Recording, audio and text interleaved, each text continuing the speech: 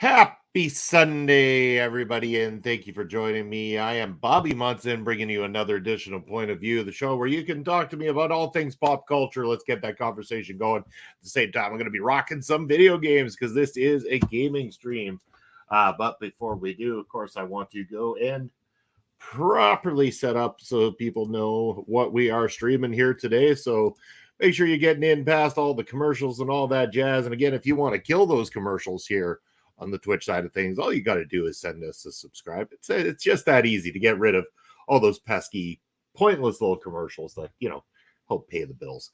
But yes, just getting the stream info entered here today so that people know what we are rocking.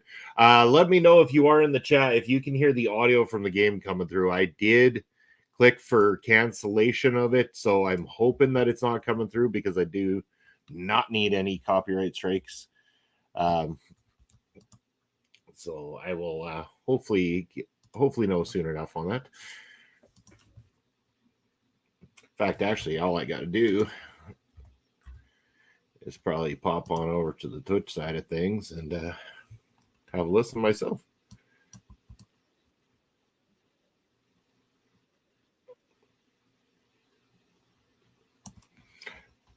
All right, sounds like we're all right. We should be good in terms of that. I don't think anything is interfering in terms of the music. I did hit the mute button. It's just I can still hear the audio through my headset, so that's why I'm a little bit nervous, but I'm pretty sure we're okay.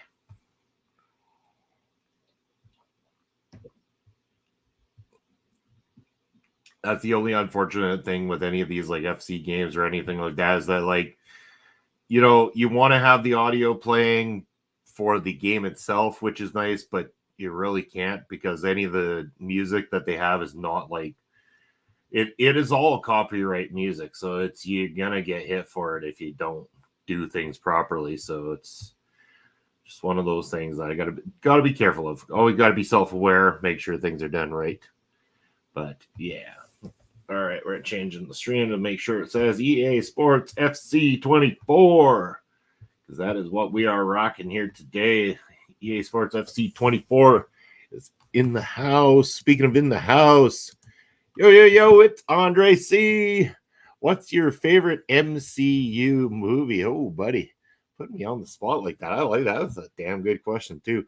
Andre, of course, the co-host of Marvel Talk, as well as Andrea Melball's Japanese wrestling update that had its first live stream on Friday. So props to you guys for that kick-ass live stream on Friday. My favorite MCU movie. Oh, I am really, really a large fan of, obviously, I mean, Endgame was epic in so many ways, but I don't know that it's still my favorite. I am such a Spider-Man nerd that I have loved the new Spider-Man movies quite a lot, especially with the first one was bang on with Michael Keaton in there. But you know what? Like, surprisingly, I think The Winter Soldier is one of the best MCU movies of all time. I think surprising too, because I didn't expect it after the first Captain America. And I didn't dislike the first Captain America movie, but The Winter Soldier is just leaps and bounds better than what the original Captain America movie is. So that would be mine. How about yourself? What is your favorite there, Andre? Curious to know. As we load up here, match day Wrexham. I am in the starting lineup. This is player career mode, so I have made my character myself within the game here. Going to play as myself only, so I don't control the rest of the team, but I have been having a great start anyway. Andre saying Iron Man. Iron Man is phenomenal too. That, I mean, it's so epic watching that in a theater and not knowing what to expect. Didn't even know that this was all going to unfold the way it did in this big epic MCU universe of sorts. Like, it's so unreal. Like, I love Iron Man. Iron Man is great. I know you guys are going to have Iron Man 2 coming up next, I believe, on the Marvel Rebound.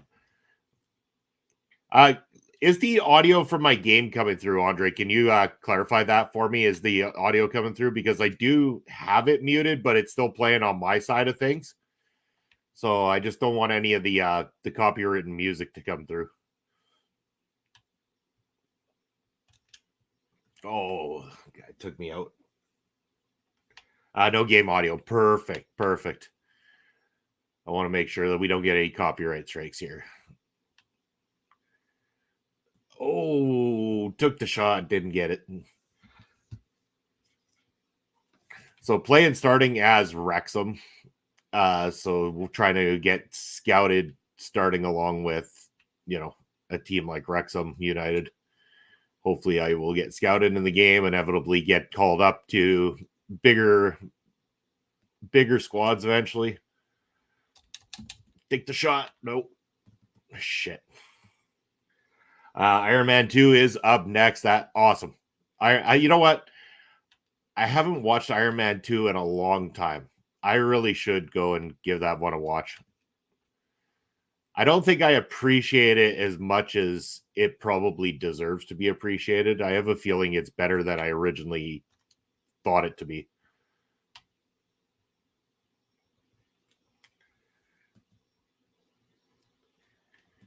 Marvel doesn't have a lot coming out for new release movies this year, do they? Or what? Or what's on tap for 2024 for Marvel, Andre?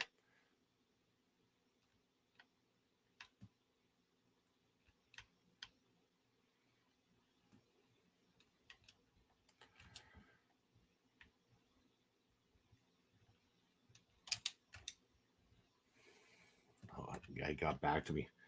Deadpool 3. Oh, well, that's at least a fantastic release. I'm very much looking forward to that. As I'm playing under Wrexham United, under Wrexham here. Ryan Reynolds is the man. But yeah, that's it. That's it for movie. Oh, wow. That's one of the driest years for MCU releases at the box office in a long time. I'm shocked. At least it's probably the only one they do need to have in order to make a ton of money, because that movie is going to kill it.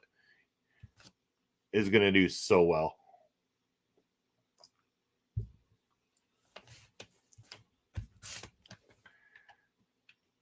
Can't believe I didn't bury that shot.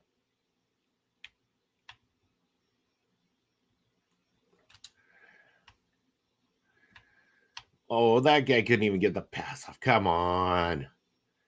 Come on, dude.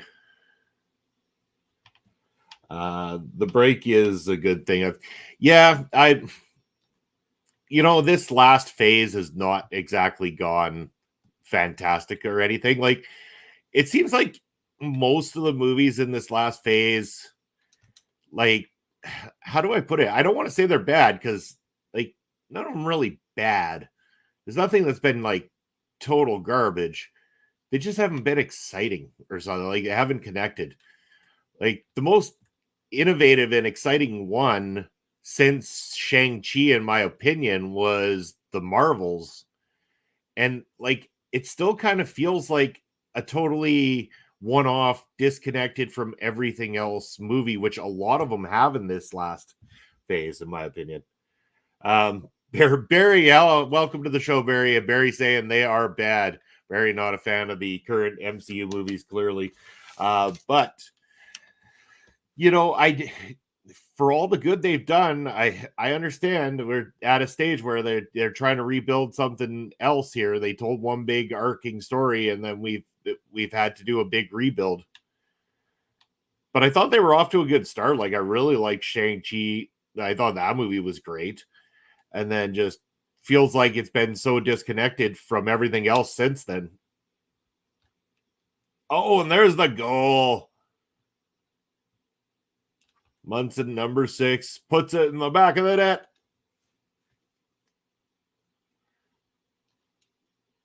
Bringing some of that Canadian flair to Wrexham. No, too late for that. Ryan Reynolds already brought the Canadian flair to Wrexham.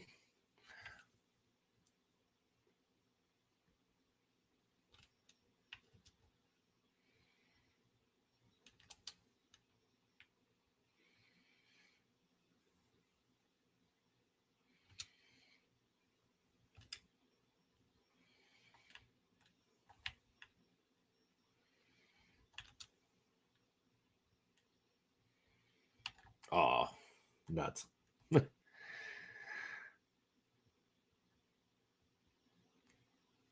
So, is anybody going to be partaking in watching Vengeance Day today? I do want to mention that Andre's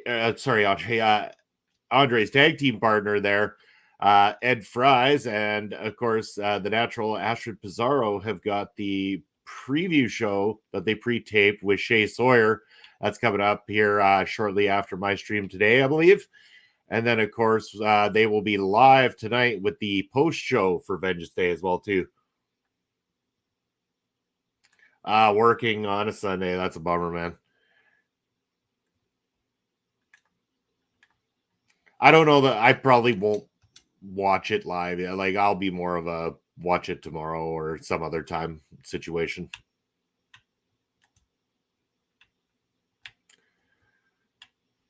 I've had to watch a lot of wrestling lately. A lot more than usual. But MLW was good last night, though. Surprisingly, because on paper, that was not a good looking card. And then it turned out to be a pretty damn good show. Shocking. I obviously was very, very surprised. Alex Kane losing the title to Satoshi Kojima last night. I did not see that coming, and nothing against Kojima. I just really did not think that they were going to go with the booking decision to go with Kojima becoming the first ever two-time MLW heavyweight champion. It was definitely a shocking moment. So, but yeah, outside of the Sami Callihan match last night, every other match was solid. Andre saying, "Hey, I won't have a job in 2 weeks, so I better make money." Yeah, well, that's for sure. Yeah, sorry to hear that, man. Is it just a temporary layoff, or what's going on there? Hopefully, you'll find something else and get back on your feet there, my friend.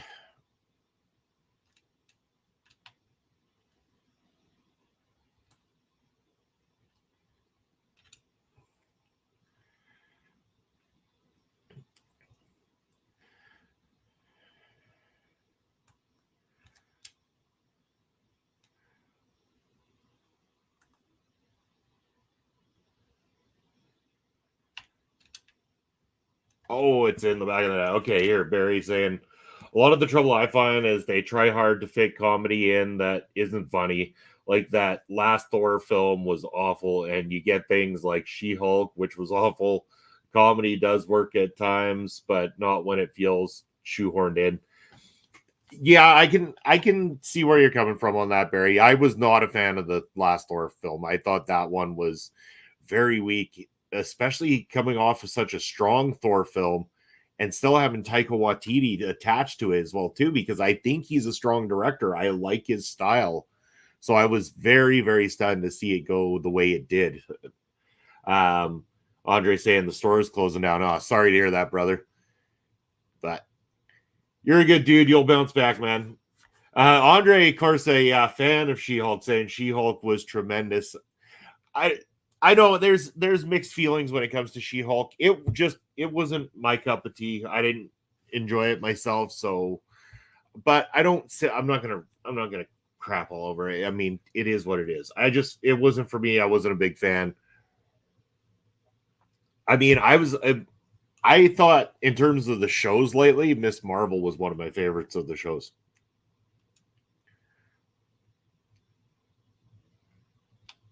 I really think the character of Kamala is one of the more interesting characters that they've done during this phase.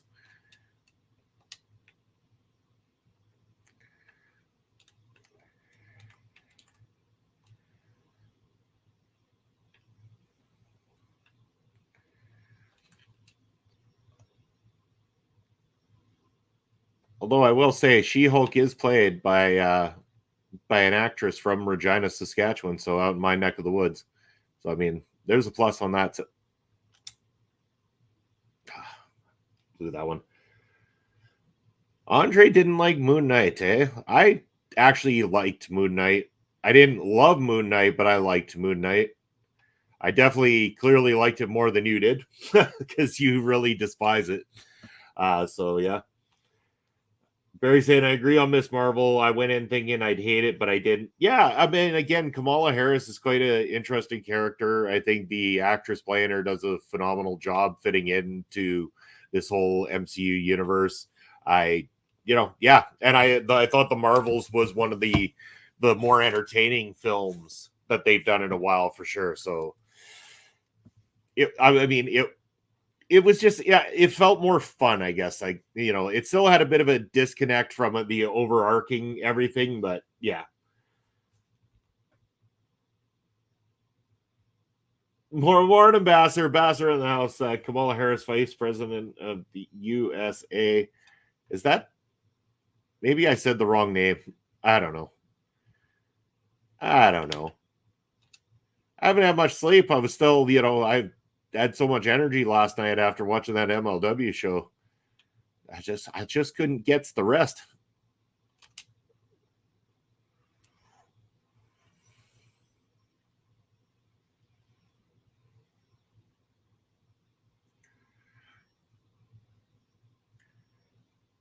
I just skimmed the outside of the net on that one. Just the outside. Barely skimmed. Kamala Khan. Yes, sorry. I was saying Kamala Harris. Good call, Basser, and thank you for the correction, Andre. Thank you. See, that's what sleep deprivation will do to you. Makes you say things stupidly online.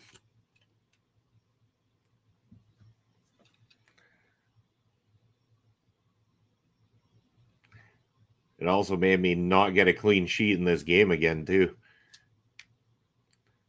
Everybody's always picking out a goal from our keeper, at least one per game. Can't believe I lost that challenge. Come on.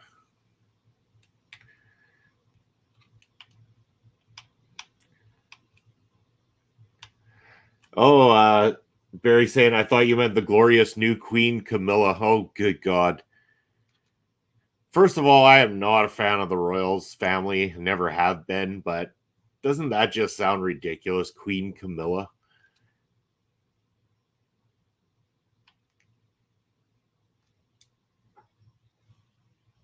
He knew it either. Yeah, okay, we're on the same page there. I think even my family being from there were more appreciative of Diana than they were of any of the other actual royals.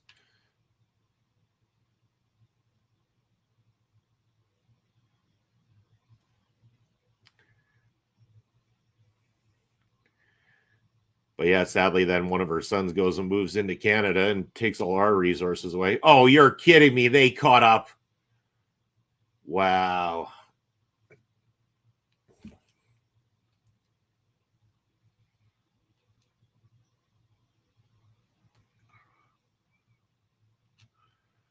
That was terrible on our part.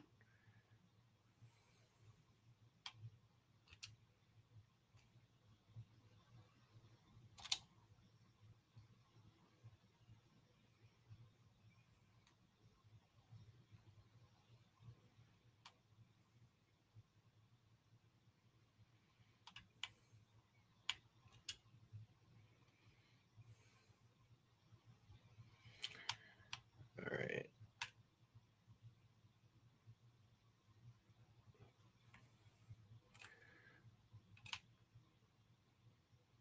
It's like we just completely switched off.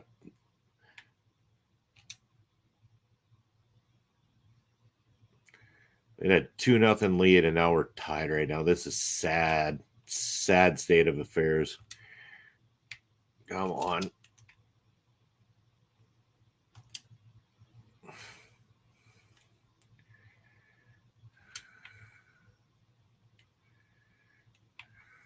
Oh, there we go.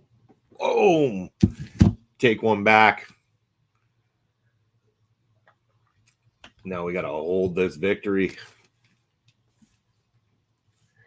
Keep top of the table, baby.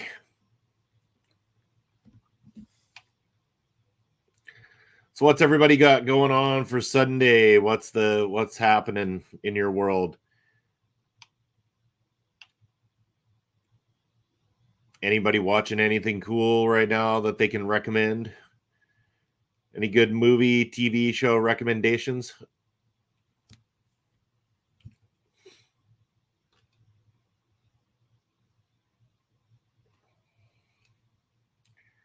right, let's see what we can do here. We are going to inside foot curled, hammer some power on that sucker. Header. Oh, come on, guys. More oomph. More oomph.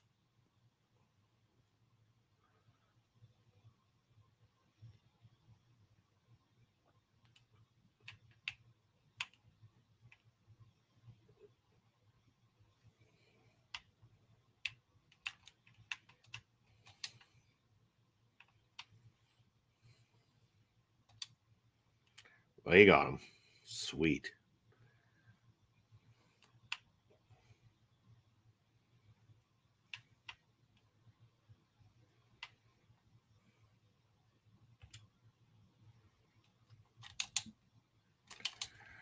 Son of a bitch. swear I had that.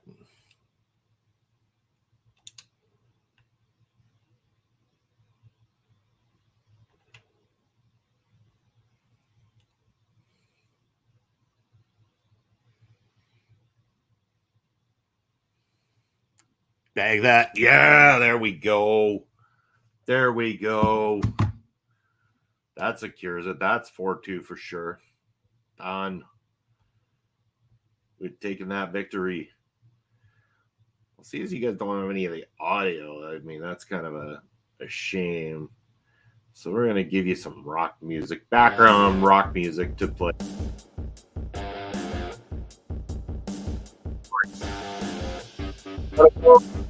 In a few minutes. All right, Andre, thank you for stopping by. As always, my friend, everybody go and check out Andre and Melball's Japanese wrestling update here on the channel, as well as their Japanese wrestling shows that they do on their channel as well too. Andre and Melball's Wrestling Talk.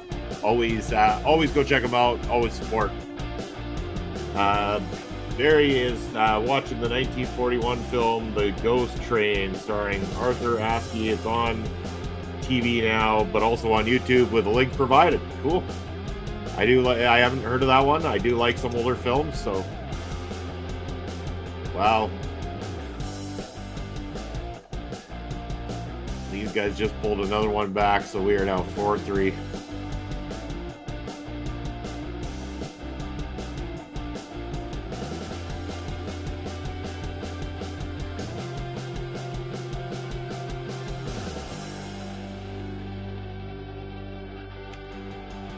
Four minutes of stoppage time. Oh my.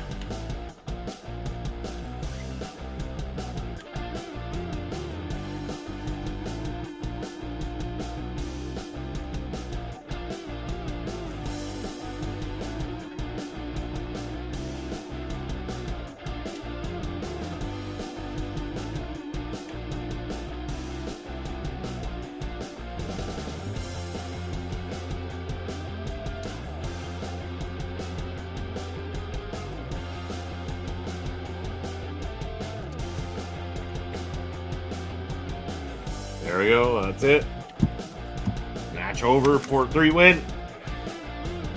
Might have been close, but we still get the 3 points. That's all we need to keep alive. We can get ourselves promotion out of League 2. Just like Wrexham probably will for real.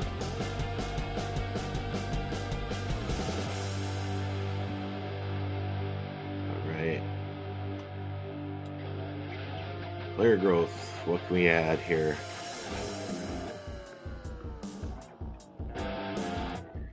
Free kick accuracy and shot power. All right, let's move in on some of that.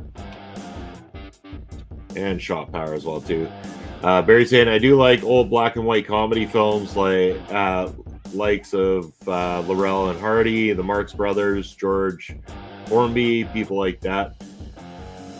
I have a deep appreciation for older films, black and white films. More on the horror side. Being a horror movie fan, I have watched a lot of old stuff back with, like, you know, I mean, you can go deep into it with, like, Freaks and stuff like that, but even, like, White Zombie and I think Eyes Without a Face is another one as well, too, from back then. Just a lot of those types of movies. Standings. Oh, this is for, we're in a cup. BSM. Whoa. Trophy. Okay.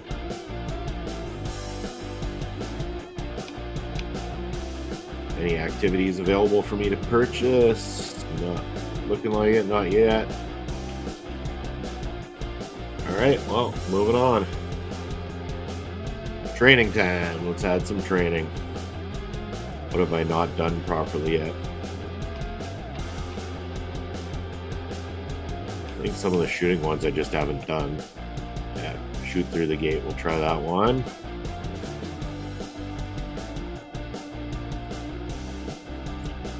Oh shit, no, I didn't want to do that one. Can't change it.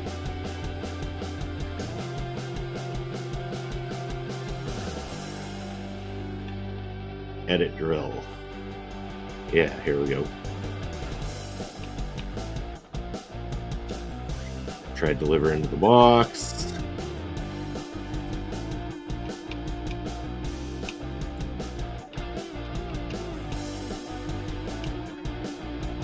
And some crossing scenarios. All right, here we go. Get some training in.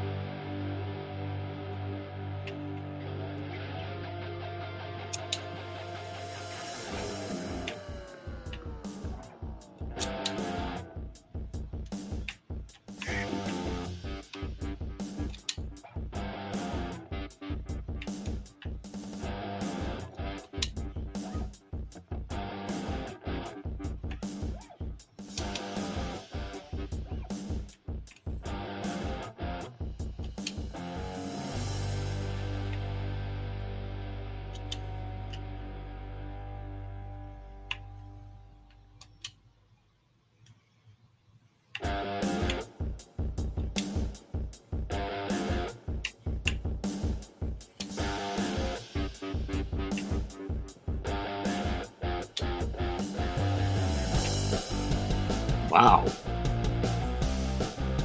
So I failed it because I walked over the line. Barry saying the trouble I have with modern stuff is everything has to have a moral. I want to be entertained, not preach that. That's a fair. I know a lot of people who have issues with modern movies for that exact same reason too, Barry. So I can definitely respect that. Yeah, I mean, I get it. There's still a lot that I like modernly as well too, but I can see where you're coming from, the entertainment side of it, instead of being told how you should feel about certain things.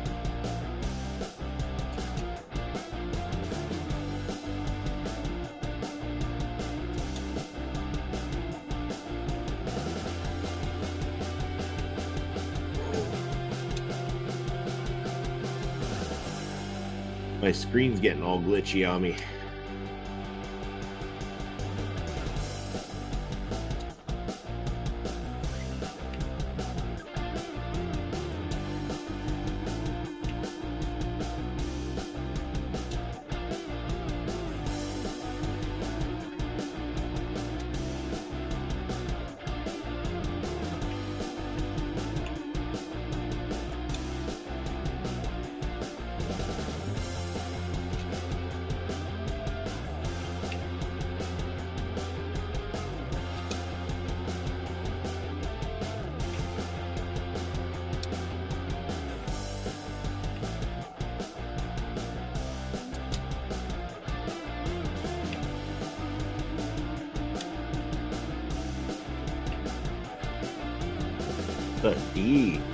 A D rating. Oh, you need to get a lot of points on this to really. C is at a 28,300. Holy shit. I'm a long ways from getting that.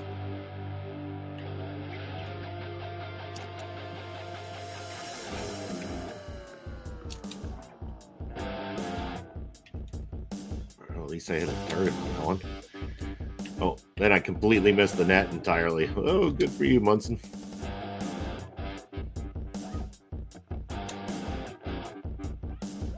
There we go.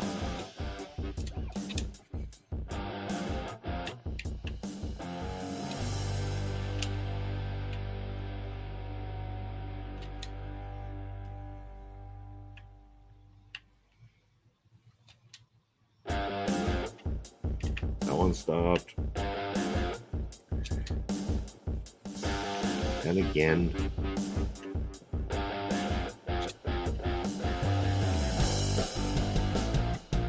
Nailed that one though.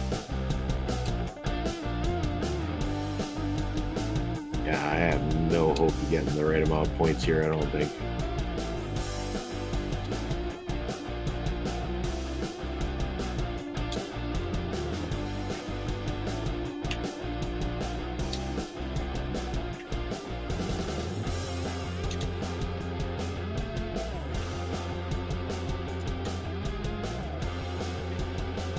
F rating again, man. I suck. I suck at this.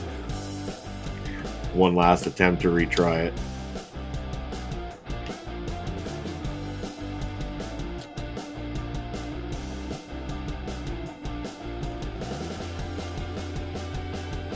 Oh, I can't even hit an empty net. Come on.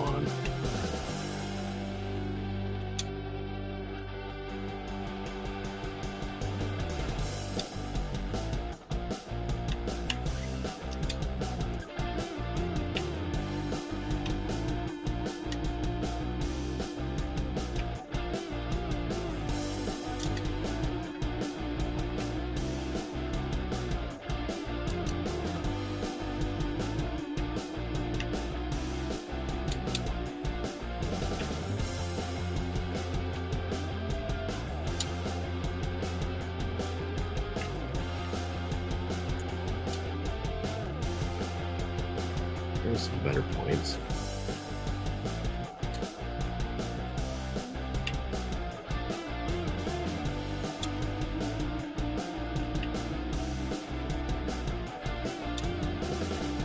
This drill is fucking hard.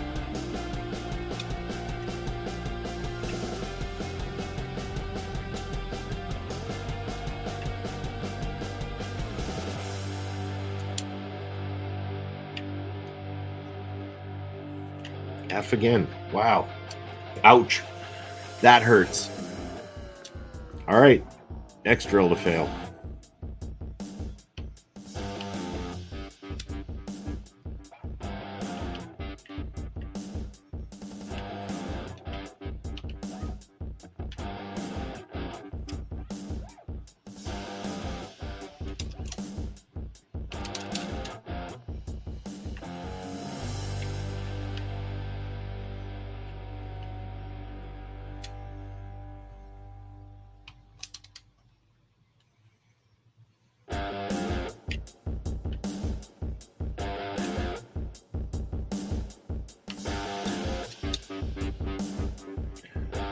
Come on, that guy should have buried that one. Please.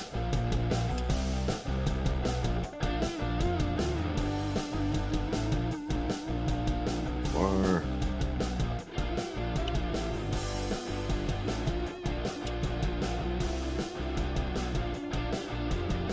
Too much on that, clearly. Oh, am I ever going to fail this one too?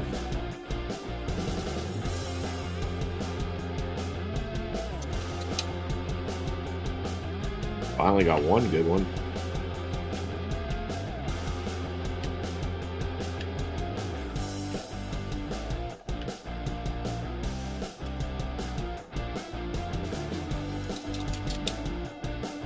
Two good ones.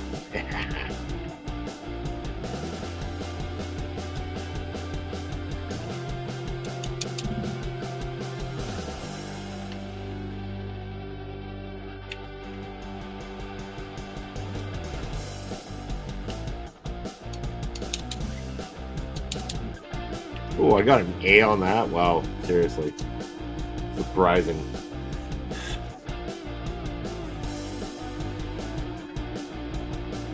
These are ground passes. Okay. Okay, now, oh, now I have to run through. Okay, I get you.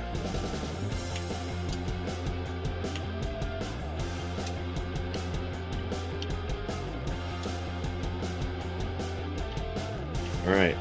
Expected failure. All right, first try is always tough. Okay, so pass, run through,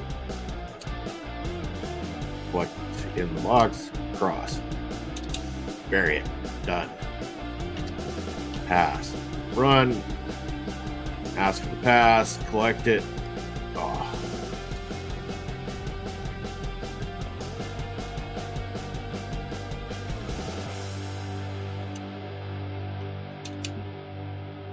Nice. Ah, Bobby's learning how to play soccer. Hey, how's it going, Ed? Not bad. Figured I'd pop in here. Yeah, what's up? Not much, not much.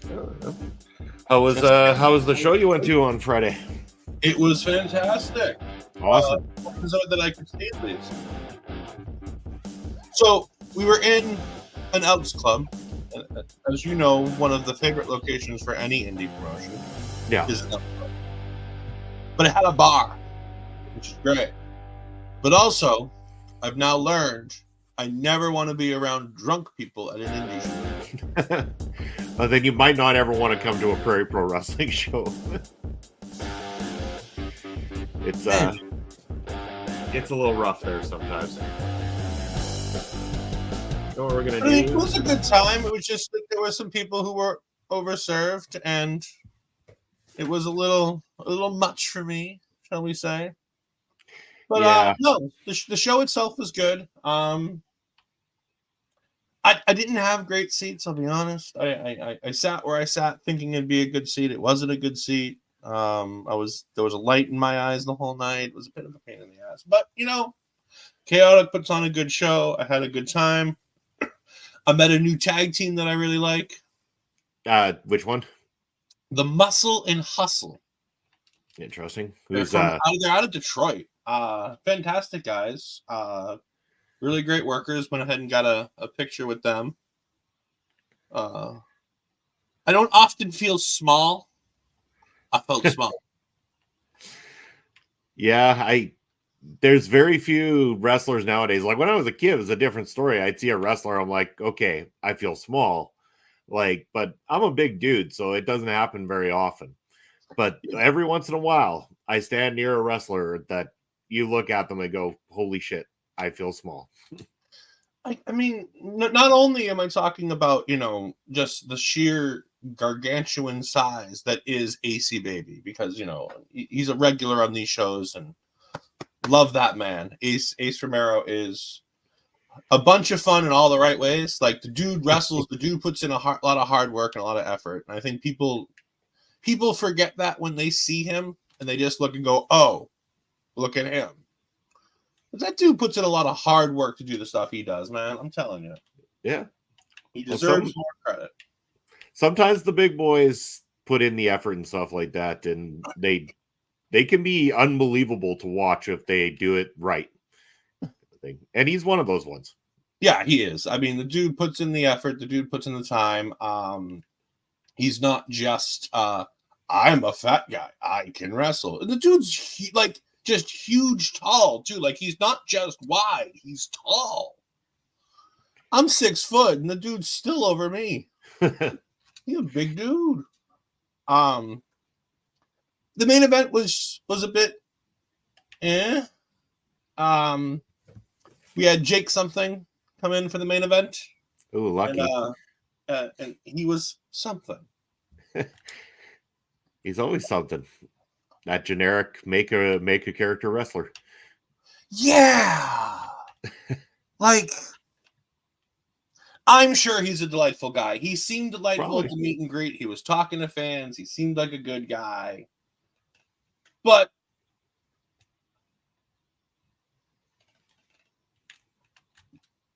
there's something off about this dude. There's just, I don't know if it's his black trunks, black boots, black knee pads, black knee brace with the semi-hairy chest and the I'm better than you attitude. But God, he feels like Goldberg with hair. Yeah. He's an okay wrestler. But I don't find myself loving anything he did. It was it's hard to stand out against our world champion at the time over here in Chaotic. Aaron Rourke is evil gay. He is the dime piece. He's from Sparkle City. I mean, this man comes out with a light up mask and light up VR style glasses to come into the ring. This dude is something. And it's so much more something when you put it against, I'm going to knock you down, I'm going to punch you down, I'm going to no-sell your offense, Jake something. Yeah. And it's work when Jake something's trying to work heel. Because I think the part he forgot about his name, that he can't work heel under that name. Because he'd look over, because at this point, me and the guy next to me didn't really want to see him. And we were being very vocal about it, shall we say. And he'd look over at us and he'd be like, "Whose ring it is?" And I'd be like, "I don't fucking know you. I don't know you. What's your last name?" Because he's Jake something. And I'm like, well, I don't know. Jake's ring, I guess? Because something? Isn't that whole shtick getting a little old too? Like, whose house is this? Whose ring is this? Whose this is that? Like, it seems like every time there's like one person in professional wrestling that comes up with something along those lines, you find that every other indie wrestler copies it. I mean, I'll give him the pass because I like the idea of whose ring is that, especially from a guy who's not from the, like, on the indie scene. Like, I think it's good for the indie scene because it's one of those things where it's like, I like the idea that it's this outsider coming in and being like, this is my ring. Yeah. I run this shit now. I like that idea. I think that's fun. I think it'd be more fun if your name wasn't something. Because That's it fair. just leaves you way too open for everything that's going to happen. But again, I don't want to dwell on the neck. Like, it was a good match. It was fine. But I mean, I just came off the month before watching Pandemonium and having Richard Holiday and having Ricky the Smoke Show and having Mortar, who, by the way, hey Basser, hello, thank you, I appreciate it. No, I we had that 6-man, gauntlet style elimination main event at the last show, and then something was here. But the rest of the show was really good. The undercard was really good. They had the New England champion win his match, and he's been dodging the troublemaker for a shot at his New England championship, almost called the North American championship because it looks very similar. It's on like a maroon strap. So every time I see it, I think about the North American title in NXT.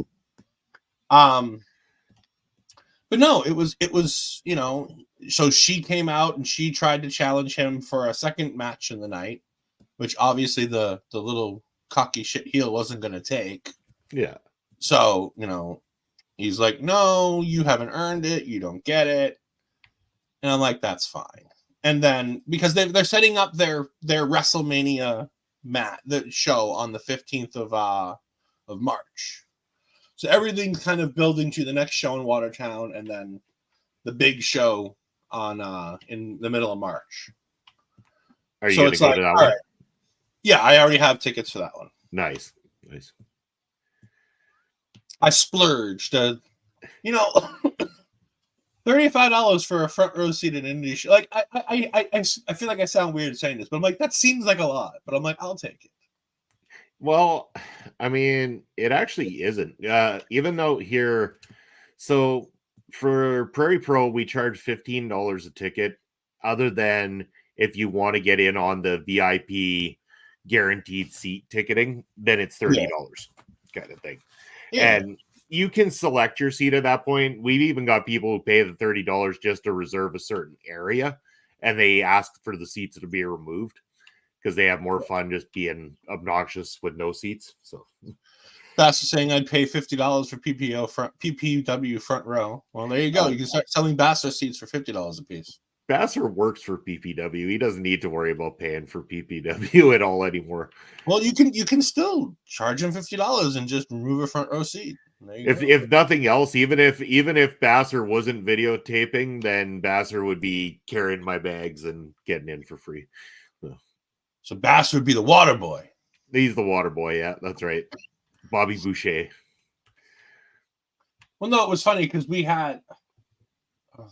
there's so much about this show that's all tied up in the last, 21 months of storytelling, because they had the they had like a faction war go on over the last like 3 years. Because I've been going back and watching their old stuff on Twitch. Yeah. Because their new events are free on Twitch. All you got to do is just show up and watch, which is great because it means I get to watch the Watertown thing and I don't have to go to the show. So I won't miss anything. And then it's like, all right, if you want to watch anything that isn't live, you have to go ahead and give them the $5, and they have their entire back catalog on Twitch. I'm like, that's cool. Well, not their entire back catalog, but a good majority of it. But I was watching some of that, and I was like, all right, cool. And I'm getting to a certain point. And I'm glad I did, because I would have been really confused when they had because the group is now broken up and it's 2 separate factions. Yeah. But it was fun because we got Dirty Dango back again. Nice. So it was nice to see Dirty Dango again. Funny story about that one. During the meet and greet portion, because he was the final match before intermission, he decided to leave during intermission, which, as you know, isn't uncommon for the big name talent. If they're not working late into the show, they do their thing. And if they're not doing the meet and greets, they just kind of slip out of the building. Right? I'm sure that happens at PPW. Never actually, to be honest. Really? Maybe Dirty Dango's just an asshole then. I don't know. No, and hey, I'm not saying it doesn't happen anywhere else. It just, whenever we have shows, everybody typically sticks around to the end and helps out and everything like that. Like all the wrestlers are a part of taking the ring apart and putting it out in the truck and everything like that. And nobody has ever refused to do that, even if they are somebody who's traveling and coming in from somewhere, unless somebody has any arranged reason why they need to leave early, kind of thing.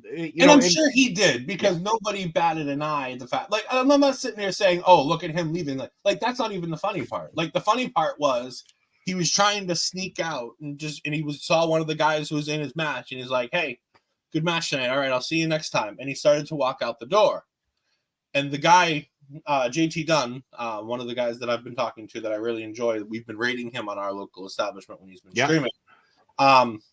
I was sitting there talking to him at this point, and he was like, "Hold on 1 second." He's like, "Hey, everybody, Dango's leaving, so say goodbye." And he made a big to-do about it, and Dango waves to everybody as he's just looking at JT and shaking his head. And it could have just been, it's a Friday night, he wants to get back to the hotel, or he's traveling for another show. Yeah. Like, it could have been a million reasons. And again, if he's done for the night, there's no reason not to leave. Yeah, and see, for us, like, we've only really, like, for PPW, only really had Amir Jordan, and he had traveled with the crew from Alberta because he was stationed out there at the time. Yeah. And I know he's coming back to Canada actually right away, so fingers crossed we have a show with him again. But Amir was great. And then when we did have Jeff Cobb in HIW and also Cody Rhodes in HIW, neither of them left early at all. Kind of, they stuck around for more of the show and everything. And I mean, granted, Cody was in the main event. Was Cody not in the main event? So it was kind of hard for Cody to leave? Yeah. But then again, so was Jeff Cobb for that matter as well, too, because he's putting the Ring of Honor title on the line against El Asesino that night. So, and speaking of Cody, I don't know if you've talked about this. Have you talked about the Cody stuff? About him not taking the shot at Roman Reigns? Yeah. We have not, because that just occurred on Friday, I guess, really. And I wasn't sure if you talked about it earlier today on this show. No, not at all. So what do you, because I gave my thoughts, and I'm going to give them in a minute, but I'm uploading the video to go live at 3:00 for our prediction show and chat and preview show with Shay Sawyer for Wednesday tonight. And we briefly talked about it, but I want to get your thoughts. What are your thoughts on what happened Friday night on SmackDown? To be honest with you, I don't have too big a problem with it like other people do. And the reason I'm going to say that is because, like, while I still feel like Cody finishing the story does have to be with him getting at Roman, him getting that particular belt, but he did mention that. He brought that up in his promo. Cody's a great talker, by the way, and I think that's what helps all of this, because he made you believe that he has that unfinished business with Roman, that he is still planning to come for that belt, and that he plans to come for it. Who knows? Maybe he will go for it at SummerSlam. Maybe that is his goal. But he kind of almost, gave a wink and said, there's some unfinished business that needs to be taken care of. And that's more to do, not so much with the belt, and more to do with who's the head of the table. And having The Rock, I mean, who doesn't want to have that matchup at WrestleMania? That is a money-drawing matchup, Rock and Roman. It's an opportunity for at least one last matchup with The Rock. I don't hate this like I'm sure the rest of the internet wrestling community hates this. Oh, look at those Man United jerseys for Bobby. Isn't that good? Wrexham, actually, right now. I'm playing on Wrexham. Oh, is that Wrexham?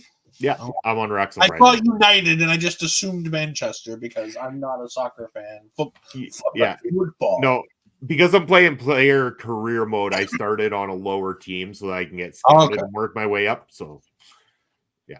Now, Wrexham is the one that's owned in part by Ryan Reynolds, correct? You bet. Yes. Yeah, that's why I went with them. I'm like, they're kind of just like, they're League Two, so they're barely in the league systems for European football. Yeah. So I wanted to play as them. They're actually doing really well again this year too. Like, nobody expected them to be fighting for a spot where they would advance to League One, and they're currently sitting in a spot to advance to League One at the end of the season here. So they've done wonders. Ryan Reynolds is a national treasure. He's just amazing in every sense of the word. So, really is. I know. I was saying to my brother too, like, after just hearing more about Ryan Reynolds, I'm like, there are two Hollywood actors who I respect the hell out of, and it's Ryan Reynolds and Keanu Reeves. Yeah, I could get down with that list. That's a pretty damn good list. There's a few others I'd throw in there too, but for sure. I'm just saying, like, two major standouts that I know just seemingly love what they do and also pass on goodwill to other people, kind of thing. Yeah. And they stand out clearly to me. Oh, absolutely. Ryan Reynolds, all the work he's done to make Deadpool the way he wanted after what he went through. And think about this. Poor Ryan Reynolds. He did Deadpool for Wolverine Origins and all the stuff that happened with that. And getting the mouth sewn shut and all that craziness. Then he got to play Green Lantern. And by the way, I enjoy the Green Lantern movie. Like, I'm not one of these sophisticated people. I thought it was pretty cool. Like, I know it's not super comic accurate. I know it's a pretty big piece of garbage. But you know what? I have fun watching that piece of garbage. It's also him and his wife, or what will one day be his wife, because Blake Lively's the female character in that movie, which I think is great. And then he gets to finally do Deadpool in the leaked footage, showing how good it can be and the proof of concept. I still, to this day, 1,000% agree that the studio leaked that footage. Yeah. Like, they shot that and they were like, look, if the internet likes it, we'll do it. If the internet hates it, we'll just say that it's nothing and we have no idea what it is, and it'll be the end of the day. That'd be like being naive enough to not believe that major wrestling companies leak some of their own information on purpose just to get the buzz going. Yeah. But tying this all back to The Rock, because I kind of got us off topic here, talking about Ryan Reynolds and Wrexham. I agree with you 1,000%. I think this is the right way to go. I would prefer, knowing what we're going to see tonight with Double Duty Trick, with DDT himself, Double Duty Trick tonight. I'd prefer it if Roman were doing 2 matches. I'd prefer if Roman were main eventing the entirety of WrestleMania. Night 1. Rock versus Roman, head of the table. Yeah. Night 2, winner versus Cody for the championship. Because we know it's going to be Roman versus Cody. We know The Rock's not winning that match, and that's fine. But this is an important story beat in a story that you've been telling for the past 3 years. This has always been a planned story beat for this match. And they've been waiting for an opportunity to do it since they had the plan to do the head of the table, the tribal chief, all of that.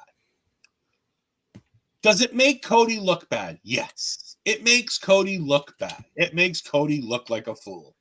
Yeah. That's fine. He's a babyface. It's not the end of the world if Cody looks like a dum-dum. I think the worst thing WWE did to Cody in this whole thing, and it's been expressed by a bunch of people online, is the final shot that they did of Cody on SmackDown. Have you seen the entirety of the segment? I watched the whole segment, yes. Okay. You know the shot I'm talking about, right? Rock's in the ring, we're looking over his shoulder, and Cody's on the entrance ramp looking back at the ring. That's the only mistake they made in that entire thing, is that shot. Well, it makes you kind of look at Cody like, why?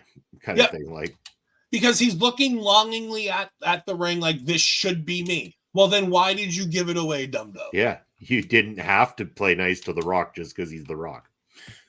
Seriously. However, like you said, this is the big money match. This is the match that we've all been clamoring for. And if this match, if it weren't for Cody, people would want this match and they'd be thrilled. Which I think is the most funny part of the entire thing. Is that if it weren't for the Cody of it all, we've been bitching about this match for 2 years. Meltzer's finally getting what he wants. He's finally going to be right. That it's Rock versus Roman at Mania. Because for 2 years, he's been telling us that that's what, ooh, Bobby. I know. Terrible, eh? I got to work on that. Come on, Bobby. Nope. Still not. But, well, that's just it. It's the money match that everybody wanted. But it also, in a sense, you got to really show props to how over Cody is as a babyface in the company when you can put somebody the star power of The Rock out there and you're going to have the true to heart WWE wrestling fans screaming injustice at Cody not being in that spot. Yeah. I mean, it's an interesting time in the wrestling business when Cody's getting quote unquote screwed out of his championship match. And people are upset about it. Yeah. But then again, did they know that there was going to be backlash? And is it leading to something else that they've got in store, another storyline that they have in store for Cody at this point? Maybe that shot was done intentionally to make Cody kind of look a little foolish. You know, maybe he finished his own story, just not the right way. And remember, we've got other shows after WrestleMania. We've got WrestleMania Backlash. We've got SummerSlam. They've got to have a big match for SummerSlam. You've got to imagine the SummerSlam match is going to be Cody versus Roman, right? Oh, especially after the promo he cut. 100%. I really do think that's where it's leading because if I'm not mistaken, Roman beats at least another record. Hey, he's got a D this time. That's not bad. Yeah, I'll take the D for now. But it's just, I feel like we're definitely looking at possibly Cody going and winning it at SummerSlam, or at least getting the match at SummerSlam, if nothing else, is all I can think. But yeah, I don't know. I don't know.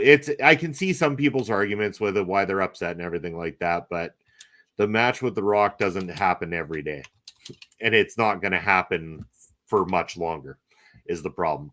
You want The Rock in peak physical ability to have that match, and current day Rock is a physical specimen, like ungodly physical specimen. And we want that, and we want it now.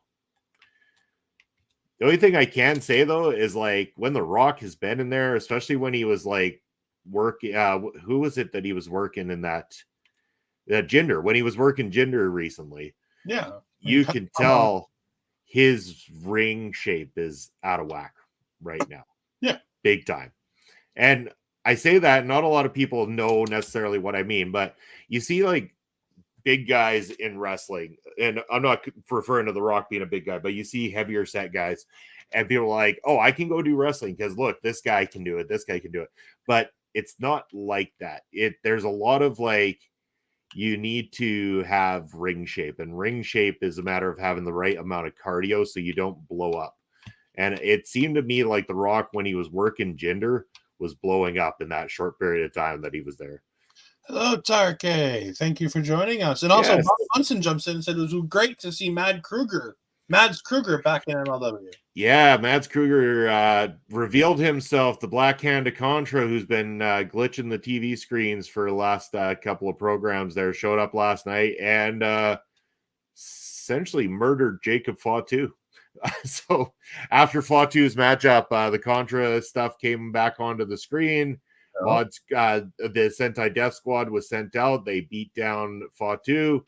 And then Mads Kruger comes out with the Black War Club, and he leans Jacob Fatu down across one of the members of the Sentai Death Squad, and he clubs him across the back of the neck or whatever, or head or kind of thing. And Fatu was completely out of it. So they have set, I think it would have been on the actual tapings from the show, but they have made a matchup for the next free show that they're putting out onto the YouTube side here. Well, there you go. That'll be fun. Yeah. So Mads Kruger, Jacob Fatu really makes me start to think, is Fatu going to take, is Mads Kruger going to take Fatu out completely? And after last night, I'm starting to wonder if the company isn't leaning towards Mads Kruger as a potential for the championship. Because Bobby said he'll be a champion in MLW. Yeah, I agree with Bobby there. It's hard to imagine he won't go after one of the major titles, whether it be the heavyweight championship or it be the open weight championship that really could use a facelift big time right now. So sorry. Go ahead. No, it's you got an F. Yeah. Training. Harder training, but yeah, it's just it was good to see Mods back. They really need some talent there right now, and the lack of has been really hurting them at the moment. So, but yeah, so but yeah. Sorry. Do we think that this is the way that we move Jacob Fatu to say WWE? I've been saying that every single match that he goes out there and has. I'm like, oh, here comes that speech. It's going to be the last time. But then I think, you have Mads Kruger come in. You have Mads Kruger destroys Jacob Fatu in this matchup, take him out completely, write him off the show that way. It's an easy way to get Fatu out of there in a respectful way to his career, because Mads is a big, scary boy. So it's very possible to do that and not make Jacob Fatu look like a chump on his way out and still build your massive monster heel at the same time. So, yeah, I see it going that direction, and I see Fatu signing somewhere else very soon. Yeah. And, of course, the most likely landing spot for anybody Samoan would just end up right with WWE, don't we? It's a logical move, especially when you've got Booker T calling for WWE to sign him now, too. Now, do you believe that? You think that he's back there and trying to make that happen? Well, I mean, even making a statement that gets put out online is enough to, make people talk about it. It's, Booker T is a big enough name in their company that he says something like that, it goes viral online. It's not like Triple H and company aren't going to hear about it, or at least take notice. Speaking of Booker T, we have some breaking news. All right. We don't have a graphic for that anymore, but breaking news. Booker T has put out on Twitter this morning, within the last hour, I will not be at Vengeance Day tonight. I'll be off TV for the next couple weeks as well, due to a medical procedure I had to have. I'm all good. I'll be back in action in WWE in no time. Thank you all for the support. I couldn't do it without the people. Shucky Ducky. So had to have the Shucky Ducky. He added the at least now I know Booker's there, and that's Booker tweeting it, and everything's okay because he said Shucky Ducky at the end. Yeah. But you know what? If that's the case, Booker, we wish you the best. I'm glad that it seems to be a procedure that I had to have. So it sounds like it's something that's already happened and that you've already come out the other side. Yeah. And I guess that as she pops in, I want to go ahead and give her credit. This was news from my tag team partner, Astrid Pizarro trolling the Hello, Twitter. Astrid. You know what's going on. Sorry, get that in as quickly as possible while I'm still playing. But thank you for joining the show. Is Tarek in an emergency help here or something? I I don't see know a what's lot of going helps on on the with Tarek screen here. there. I don't know what's going on. I'm Tarek, just what's gonna up? leave it there. If you need help, call 911. If otherwise, have fun. Bobby's got a good question there for you, though. That's a really good one. I honestly don't know who'll be on commentary tonight for it. Vic Joseph will be there. The logical choices are we could see Corey Graves, we could see Bad News Barrett. It could be anybody because he's color commentary. No, you know, in more ways than one, but there are tons of wonderful, talented people who could take this spot. You know, it's not a huge deal for any of them to make an easy travel day, especially since it's commentary. You know what I'm saying? It's just commentary, so it makes it an easy transition. Yeah. The biggest downfall for this, in my mind, and it's not really a downfall. It plays on the head more and the heart more than anything. Booker is the one who, you know, does all the ad libs for Trick's music. Trick's got double duty tonight, and we've got no Booker T on commentary now. Oh. Bobby says maybe Blake Howard, since he does commentary for NXT Level Up. It's entirely possible. I would assume if this is the case, I'm assuming they know this in advance, and Booker just didn't want to just drop it out there earlier than anything else. I'm guessing they know exactly who. Hell, it could be William Regal. Yeah. We saw him backstage at one of the NXT shows the other day. Shawn Michaels on the media call earlier this week did say that he will have more things to do throughout the time period that NXT's on the air. So there's a potential that it could be William Regal, who's done commentary for NXT in the past, who's most likely at all these shows, who could make the trip if he's in Florida, could easily make the trip up if he weren't live with the crew this weekend anyways. I mean, Big E could be doing this because I've been clamoring for Big E to be on commentary if they're not going to clear him to be a professional wrestler. So, good pass, Bobby. Oh, it was, but my guy was offside. I didn't realize he was Damn like it, Bobby. a step offside. Damn it, Bobby. Oh, just a shred, too.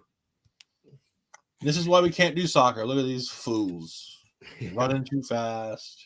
Oh, I knew that next question was coming up soon. I was actually going to tease the fact that you're going to have to start watching Friday nights now just to get your Tiffy time in. So I'm of two minds. We have a Discord community where our local establishment team has a public group and a private group. And in one of the private messages, it was sent and it was shown, you know, and Tiffany's on SmackDown now. She's official. And I'm like, yes. No. Like, I'm super excited for her. I'm so happy that after 2 years, she's made herself such a name that she's able to go up to the main roster and feel like it belongs. She had that match with Michin, and there was some spots early in the match they didn't quite get it. By the end, they had it all ironed out, and it was a good match. And it's nice to see her on that big stage with the big crowd. You know, on SmackDown. I think she's going to do great, especially on a show with Corey Graves and friggin' Wade Barrett. Oh, that commentary commentary team is gonna. Oh, I don't like it. I don't like it. So you see, have you? Sorry, I can't even speak right now because I'm so annoyed by this. It's all good. It's all good. You can't have two heel commentators. No. Things don't work with two heel commentators. And I get Corey's trying to take over the reins of play-by-play, and he did a good job trying to do play-by-play this week. I'll be honest. I was very surprised at how well he did play-by-play this week. However, he still falls into those heel tendencies. Yeah. And that's going to be very grating on me when you already have Wade Barrett doing the heel thing. I mean, it's too hard to miss our NXT. There hasn't been an NXT show since she's been gone. She just got signed on Friday to the SmackDown contract. She's not really even gone yet. It will suck having to retire my It's Tiffy Time soundbite, but you know. Oh, I'm sure you will find ways in post shows in the future to bring it back. Well, I mean, maybe we'll see. You know it'll happen. I hope so. I hope she comes back, but you know, it is what it is. It's best for her, which is the best thing for anybody. Like, it's the thing you have to get used to with NXT. Like you with MLW, you have to get used to knowing that your talent's not going to be there forever. Yeah, the people that you love are going away. Like, I'm in the midst of the worst time period in NXT for me right now. I'm going to be losing Carmelo Hayes. I'm losing Braun Breaker, who's been a joy for the last month or so with Baron Corbin, but an absolute joy. I'm losing Tiffany Stratton, and depending on what they do, I might be losing Trick Williams as well. We might be losing Alex Kane after last night. What happened to Alex Kane last night? He lost the belt. To Kojima? Yes. The Bread Daddy won the belt? The Bread Daddy won the belt. First time they've ever pulled the trigger on a 2-time world champion in MLW. First time ever. It just came out of nowhere. It was like, okay. I was stunned. I was like, what? I'm like, we can't be losing Alex Kane too. Like, we don't have anybody. Like, we just got Mods Kruger back, and I was like, okay, so we have another name. And then it's like, no, we could be losing another name at the same time, because I knew it would happen eventually, but has Kane signed with somebody? Bobby Petito, wow. That's my reaction. Wow. Like, I didn't think anything, massive was going to come of that. So I was like, oh, okay, whatever, no big deal. Yeah. Yeah. It was just a shock again. It was like, wow, out of nowhere, they decide to pull the trigger on a new champion. And they don't do that very often with the World Championship. It's not usually, like, there's usually so much of a build towards the next world champion that you see it coming. Yeah. This did not even hit my radar as something that was possible. So has Bread Daddy got more dates now for MLW apparently? Before he even got into his main event, they had already booked his matchup for Intimidation Games in February. Oh, okay. Here, so, and then they kept, I should have read between the lines, because they were like, so that means that if he wins the title tonight, that will be your championship matchup at Intimidation Games. And I'm like, yeah, that's not going to be the case. And I just completely ignored the clear warning signs that was going to be the case, and said, no, there's no way. Alex Kane will be at Intimidation Games. So far, 3 matches announced. No Alex Kane. Oh, my. Bobby just put up the match. Is this the actual match for Intimidation Games? Yeah. It's the senior Citizens World Title match. So. Well, if you're going to have a Senior Citizens World Title match, it might as well be these two, right? Well, fair enough. But, I mean, I got nothing against either of the guys. I was surprised. Go. Like Kojima can still go. Like, he can hang. Well, and he's funny, too. Like, even when he got on the mic afterwards and was thanking the fans, and he kept kind of stumbling over a couple of words. He's like, I remind you, my English is complete shit. He goes. I mean, it was funny. I like Kojima. I mean, I have no why I call him Bread Daddy. Yeah. Like, he's great. There's nothing wrong with Kojima. Did you just get the ball stolen from you? Yes. Come on, Bobby. Be better. I know. I got to do better. It's not been a strong match for me. No, it's been a pretty bad match for you. We're tied. I haven't scored a goal in this one. I haven't even assisted a goal in this one. Oh, stop that guy, though. Oh. But no, it's definitely going to be an interesting next couple of months for us as we get ready to go on the road to WrestleMania, with the next stop being obviously, for us WWE crew, is going to be Elimination Chamber. And I think it's time to announce right now, me and you are going to have the post-match buffet of Bobby and Ed. That day is going to be, I originally was so excited. I'm like, all right, early day. We're going to have this like breakfast buffet type style post show and everything. And then I find out guess when my next PPW show is? Oh no, Bobby. Oh, no. So not only will I be up early for Elimination Chamber, but I will be up late running cameras for PPW that night as well too. Do you need me to take that solo then? Do you need me to do No. I'm gonna tough it out. It's all good. It's all Just good. think though, it'll be so early that you can go back to bed. This is true. I don't have to go set up cameras for PPW until 5 p.m. anyway, so there is a possibility of nap time right after.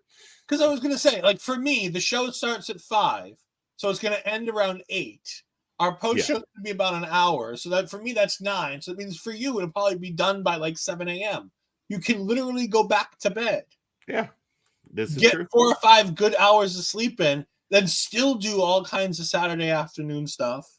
And then go set up the cameras. Like you can do this. Oh, of course. A nap and an energy drink, and you'll be good to go. just a whole lot of good old coffee. That'll do the trick. And if you are looking for an energy drink, you can go ahead and go to rogue.com, rogueenergy.com, and you can go ahead and use. Is our promo code still good? I don't know if we've. It's still there. I haven't really promoted it as much. Use Ole Pods on checkout on rogueenergy.com to go ahead and get yourself 20% off your order. I'll be honest, I've been trying to apply for some better sponsorship for the channel so far. Been denied a few times. Have you tried? We'll get there. All right. Apparently, Raven showed up at the end. Don't even get me started on that geriatric situation. Like, because again, you're putting me in a bad situation, Bobby, because I'm sitting here with a Sami Callihan fan, so I have to go back to my Sami Callihan slandering and talk about how garbage his match was, followed up by having to have that geriatric Raven show up. I was thinking that Callihan was the replacement for Raven. I thought that was bad enough, but then Raven shows up again. So we got Raven on top of Ricky Shane Page and Sami Callihan in this faction of the Calling that didn't work from day number 1. There you go, Bobby. There you go. Put the ball in the net, Bobby. There we go. See, I feel by that frustration. You bring up the Calling, and I'm just like, no. Stop it. And just so we're clear, while I respect and admire the work of Sami Callihan, I would not call myself a fan. I think Sami Callihan is fine. I don't have any issue with Sami Callihan. Uh-oh. Papa there Smokes. We go. Testify, says Papa Smokes. And he says it in his best Devon Dudley voice. Hello, Papa Smokes. Thank you. I appreciate it. You know, but like, I get it. Like, I wouldn't want Raven on my television programming either, I'll be honest. And like, but like, Sami Callihan's broadly fine.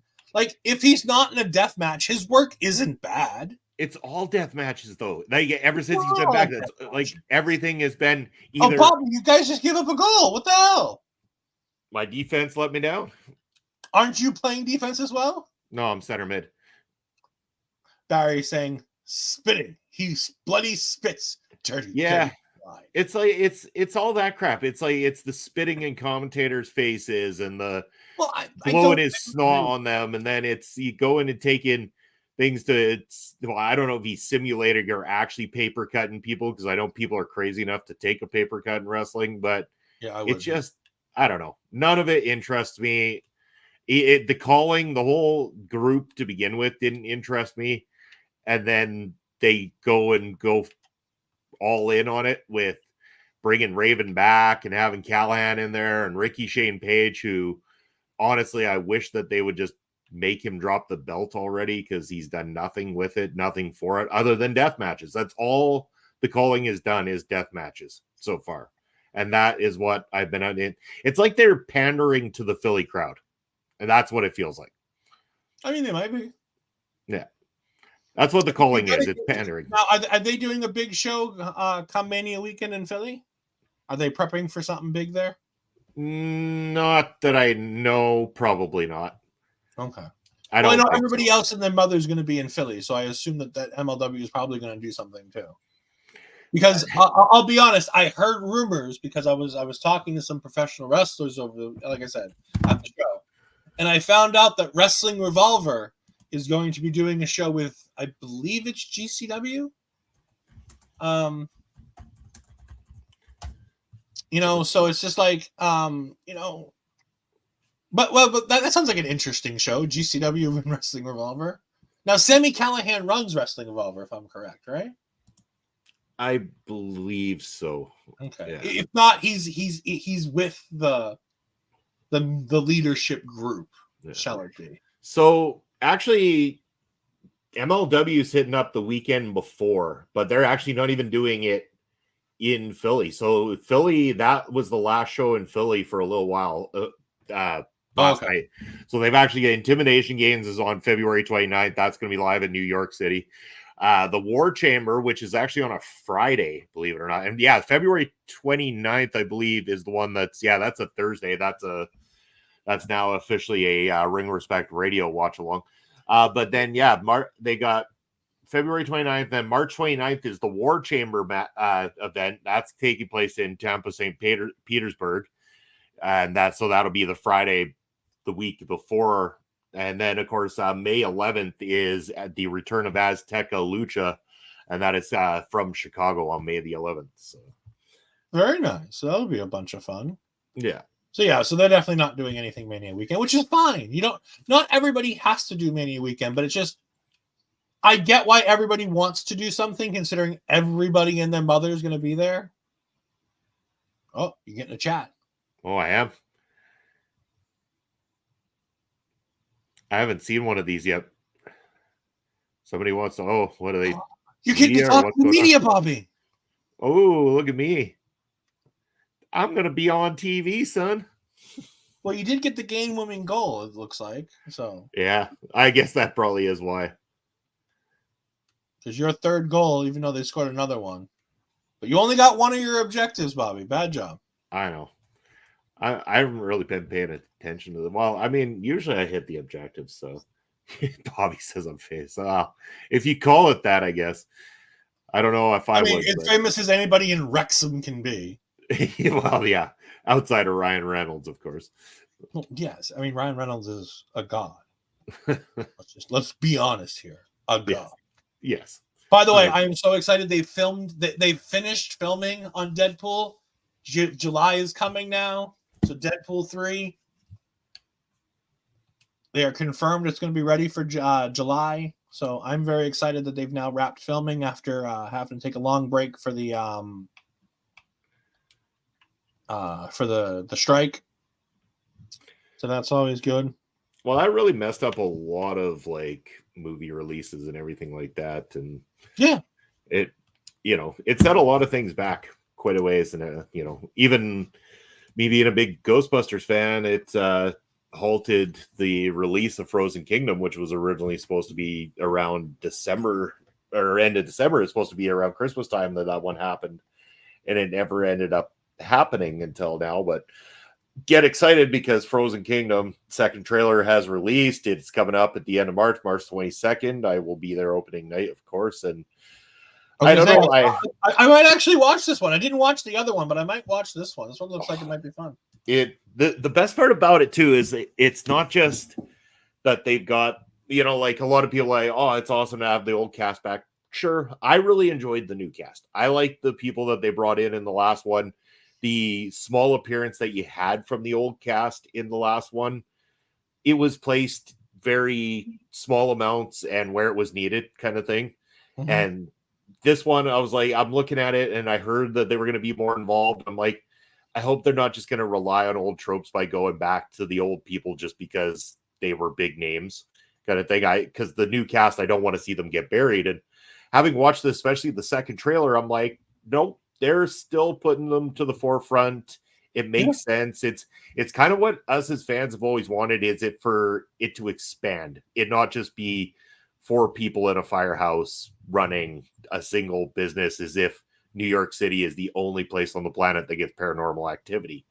And so I believe that this kind of can lead to the idea of introduction of more new people, which is what it looks like it's doing, and lead to a potential of expanding the universe to go beyond and having, maybe other locations opened up where and inevitably they have to join forces when it comes to big bads and helping each other out kind of thing. So I like the new cast. I like the idea of bringing in Patton Oswalt's in this one. I'm really blanking on the other dude's name.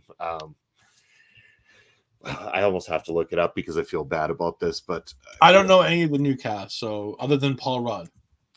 Paul Rudd was fantastic in the last one. I'm glad that he's back as well too. But I'm talking about like new, as in even new to this Frozen Empire one. Like it's So Patton Oswalt is joining the cast this time around. Let's see here. We got Patton Oswalt, and where is the name that I am looking for here? Hold on 1 second here. They just bury his name in here, so I got to keep digging deeper. But they're leaning towards, again, going with like another set of like good, strong name comedians to add to this billing. Again, you've got Paul Rudd that you've already established. You're bringing in Patton Oswalt and Kumail Nanjiani is the Kumail Nanjiani. Yeah. So he is being added to this as well too. Looks fantastic in the trailer. So I'm really excited about that. I'm just bad. Like, again, I could have tried to pronounce. I would have screwed that name up horribly. But I like the idea too that this didn't go the way they said, because originally there was a lot of rumor that they had questioned bringing in Vigo from Ghostbusters 2 as the big bad in this one. And I'm like, no. The reason that you were able to get away with Gozer being the big bad returning in Afterlife is because it made sense to the story you built. Just repeating itself again with a sequel would have been bad news. The fact that they went completely different with a character I have never seen in Ghostbusters, period, was a phenomenal decision. This new character looks downright evil, looks scary. I'm seeing cars being impaled by ice, a new ice age coming about, people capable of being scared to death. This looks like a really dark Ghostbusters movie, and I'm pumped for it.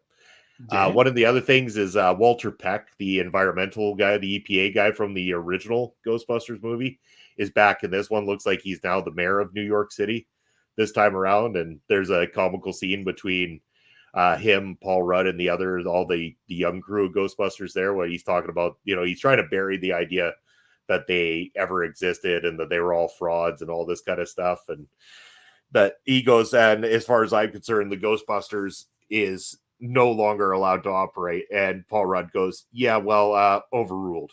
And then you just see Finn in the background goes, sustained on that.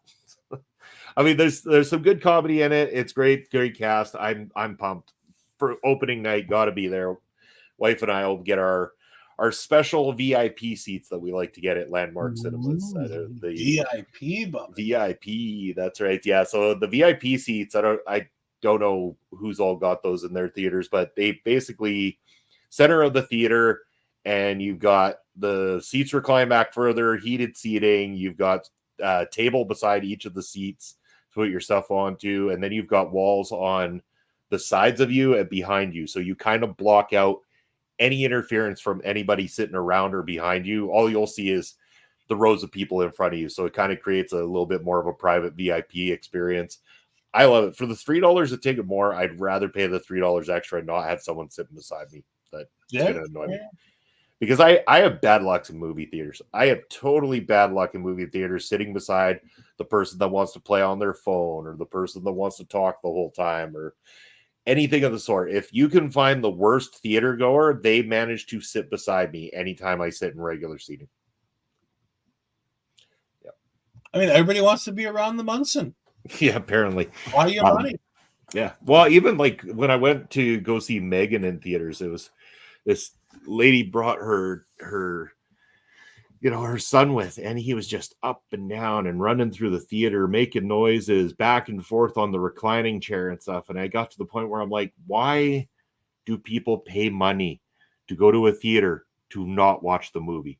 That's a lot of money to pay to go see a movie that you're not actually watching. I remember going to the last Ghostbusters movie, and a guy was there with his kid and a bunch of friends and stuff like that. And the kid's like, I don't really want to see this movie, but he's paying, so I guess I showed up. Got to think, and I'm like, you ungrateful little bastard. Like, I'm sorry, but that's a $20-something ticket that your old man bought you to come see this movie. Either you pretend like you want to see it or stay at home, you ingrate. Like, I'm sorry, that's a lot of money to be spending to just sit there and go, oh, I'm going to play on my phone the whole time. Yeah, no, it's definitely something. And before we get out of here, while we're talking movies, I think we definitely have to. Oh, hold on, we got one thing from Barry. Yeah. I like that new zombie series on TV. I think it was called the U.S. Presidential Election. That's pretty much North American politics right there. I'm sure that's what that's called. No, because the U.S. elections are a special kind of stupid. So are Canada's. Like Canada's. I know how your guys' go, and they're all kinds of bad, but ours here, it's not much better. Like, it's still a situation where seats have to be won, and more seats are won when they focus on certain areas. That doesn't really speak for the whole country and stuff. Like, it's even more stupid than that. Like, so you would think an election is people vote and whoever gets the most votes wins, right? Popular vote hardly ever wins for you guys. So every state has a special number in this electoral college, and depending on how many seats you have in Congress and depending on how big your state is, you get a variety of points based on it. Mm-hmm. And so you only have to win this special group of states. Like, you have to campaign nationwide to win other ones, but it always comes down to the same group of like 12 states. Yeah. And they're what they call battleground states. And you have to win a majority of those to win the election. And it's so fucking stupid. That's exactly how ours works as well, too. Oh, okay. Because you guys take all the great things we do and try to do them worse. I got you. Pretty much, yeah. Yeah, more or less. And that's exactly what, again, like, our prime minister is our prime minister based on about 5 major cities out east. Not even, like, again, the whole of Western Canada voted against him. 100%. Now, is this still Justin Trudeau? Yeah. Just want to make sure 100% the west of this whole country went against him. And again, it did leak somewhat into the east as well, too. He did not even come close to having the most votes. But he had the most votes riding in a certain area of out east, that mainly being Toronto and some of the areas in Ontario, as well as Quebec. Ontario mostly focused on Toronto, Ottawa, and then all of Quebec kind of runs our country. And it's for better or worse, not for better, it's for worse most of the time, because what they feel is best for them has nothing that has an advantage to the other side of the country here at all, kind of thing. Things here have been nothing but bad since he took over. Like, it's the cost of living here is through the roof. The cost of groceries here is atrocious. I saw a video recently where somebody went and bought $175 worth of groceries from a Canadian store, and then went to, I believe, Mexico and bought the equivalent in Mexico. And the total worked out to about $57 US there, which equals about 70 Canadian. So we're really about $105 more for the equivalent amount of stuff for that kind of shit right now. It's to the point where, like, generations after us are going to be paying for this guy's crimes against the country. Kind of thing. He's embezzled money. He has taken private vacations and done all this kind of dirty dealings and stuff like that, given money away, put our country in complete bankruptcy, and he's delusional to it. That's the biggest part. He's so delusional that he thinks he does a good job. And yet anytime someone calls him out, he just curtails around it. He has no proper answer. It's like listening to Tony Khan answer something at a media scrum. Yeah. Barry Monkey, our last 2 prime ministers were chosen by the Tory party and didn't even require an election. Yeah. Well, that's what happens when you live in a monarchy, or a version of a monarchy. Right? Like, isn't that something that happens in a country that has a version of a monarchy? Yeah. But what I was trying to get to when we were talking about movies and before we started talking about politics, because, Barry. Because point of view. It is point of view. I try to stay out of politics as best I can. I do too, but I got fired up. Barry got me fired up. It's fine. We lost another great one. We got the great one back on Friday night, but this week we lost a great one. We have to talk about the great Carl Weathers, because I think between you and I, we're of the age group, and some of the in Papa Smokes, if he's still sticking around, definitely. I know, but some of us are in that age group where Carl Weathers did this amazing thing where, depending on how old you are, depends on what you think of Carl Weathers in terms of how not like is he good or is he bad, but what his greatest projects are. Because for people like me and you, and Papa Smokes and some of the older crew in here, we're going to go to Rocky. We're going to go to Predator, things like that. We're going to go in that general direction. Those earlier works that Carl Weathers did that were fantastic, iconic roles. I mean, Apollo Creed is the basics for who Xavier Woods is today. Yeah. Because he came into TNA as Consequences Creed. Yeah. And the Consequences Creed character is based off the character that we saw in Rocky IV. I think Carl Weathers was amazing because in his career, where some people are pigeonholed and just like they were great for certain things,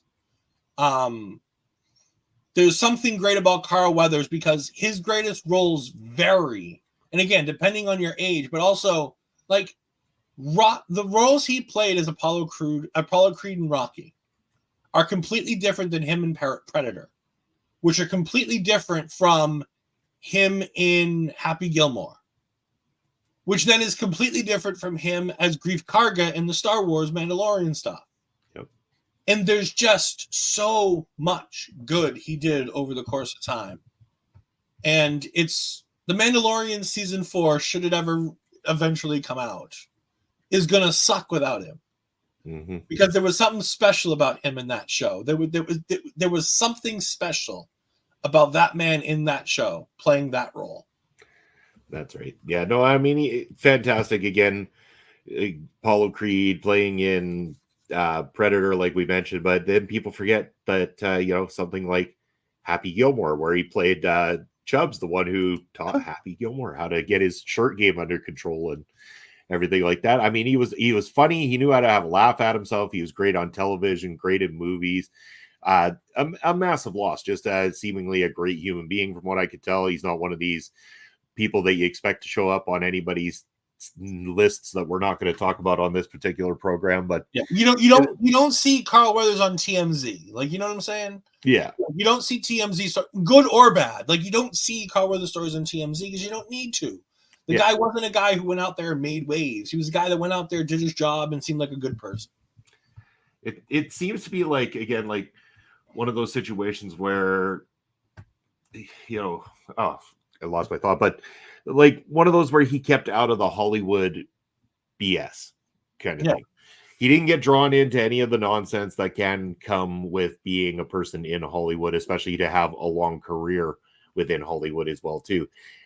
He's not the guy who was, starring in every film that came out for decades or anything like that, but he didn't need to be, because he's going out a very respected individual in the industry who, had a lot of great moments. Again, sometimes we're happy when somebody has one great film that they've done, but Carl Weathers had many, many great TV spots and, was able to, always have a good laugh with everything he did and move along. So RIP Carl Weathers. It's a big loss. Yeah. I don't know if you've seen this yet, but I'm going to go ahead and 4 hours ago, Mr. Alex Kane went ahead and tweeted, an impactful reign as MLW World Champion is what I set out to have, and this is just the end of the first. Cozy Lariat was the better man last night. Obviously, that's the Twitter handle for Mr. Kojima. Yeah. Last night, but best believe I'm not going anywhere. Bomaye is forever, and we will ride again. Keep watching. Does that set any fears at ease that Bomaye is forever and I'm not going anywhere? Or is this just a wrestler doth protest too much? This to me sounds like Alex Kane doing exactly what I expect Alex Kane to do. Show respect to his opponent, not make it clear whether or not he's actually leaving or not. No, I'm not going anywhere necessarily. And Bomaye might ride again in MLW. Alex Kane might return again in MLW, even if he is signed somewhere. We have seen it many times before that people have returned to their MLW stomping grounds. I've feared for a long time that at any point in time, the trigger could be pulled. And the fact that they did it in this matchup makes me fear it that much more, because this feels like it wasn't the definite plan, but it was what they had to go with because Alex Kane might be tied up somewhere else very soon. Yeah, there's a lot of stuff going on, and the only thing I can say about wrestling, and this is something that everybody needs to understand, let stuff play out more than one day at a time. Like, there could be something to all this, with Alex Kane. Don't think he's leaving just yet. Wait and see. Let's see if he actually leaves. Let's see if we get any wind of any reports that he's leaving. Yeah. Jacob Fatu, you can pretty much guarantee he's going, because they damn near killed a man on television. He's probably not sticking around. Well, and then the match to follow it up, which would have been pre-taped last night as well, too, where there's the catch. They didn't save it for Intimidation Games Live. They pre-taped it so that it can air on the free YouTube giveaway. Is another one of these weapons, no rules matchups between Mods Kruger and Jacob Fatu that they have used to annihilate each other, with Fatu seemingly getting the upper hand over Mods Kruger, which is why we haven't seen Kruger for a couple of years. Now he returns with this whole Black Anaconda redo, and he comes in, does that, nearly kills Fatu on TV. And then if the same happens within this match, Mods Kruger is successful, takes Fatu out, I would imagine that is the final burial for Jacob Fatu in his current run with MLW. And rightfully so. Fatu's at that time and point now, he's TV ready. He might need a little bit of work, like going to an NXT. We mentioned it last night, would be very beneficial for Fatu to